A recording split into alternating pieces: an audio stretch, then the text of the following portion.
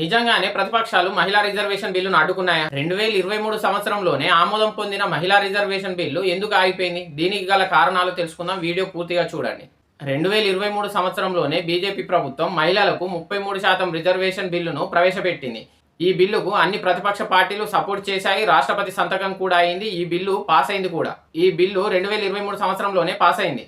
మరి 2023 సంవత్సరంలోనే ఆమోదం పొందిన మహిళా రిజర్వేషన్ బిల్లు 2026లో ప్రతిపక్షాలు అడ్డుకోవడం ఏంటి అని అనుకుంటున్నారా? ఇక్కడే అసలు ట్విస్ట్ ఉంది. అదేంటంటే 2023 సంవత్సరంలో మహిళా రిజర్వేషన్ బిల్లు ప్రవేశపెట్టినప్పుడు బీజేపీ ప్రభుత్వం ఒక స్ట్రాటజీని ఉపయోగించింది. అదేంటంటే 2026-27లో జరిగే సెన్సెస్ తర్వాత డీలిమిటేషన్ ప్రక్రియ మొదలవుతుంది. ఆ డీలిమిటేషన్ ప్రక్రియ పూర్తయిన తర్వాతనే మహిళలకు 33% రిజర్వేషన్ అమలవుతుంది.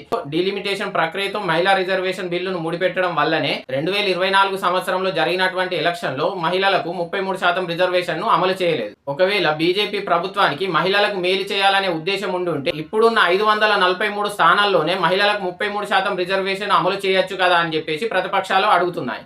కానీ బీజేపీ ప్రభుత్వం మాత్రం ఇప్పుడున్న స్థానాలలో మహిళలకు 33% రిజర్వేషన్ కల్పించడానికి సిద్ధంగా లేదు. డిలిమిటేషన్ పూర్తయిన తర్వాతనే పార్లమెంటు నియోజకవర్గాలు పెరిగిన తర్వాత వాళ్లకు 33% రిజర్వేషన్ ను అమలు చేయాలనుకుంటుంది.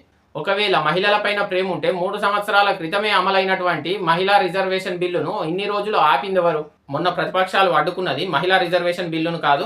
ఎందుకంటే మొన్న ప్రవేశపెట్టిన బిల్లులో మహిళా రిజర్వేషన్ బిల్లు లేదు.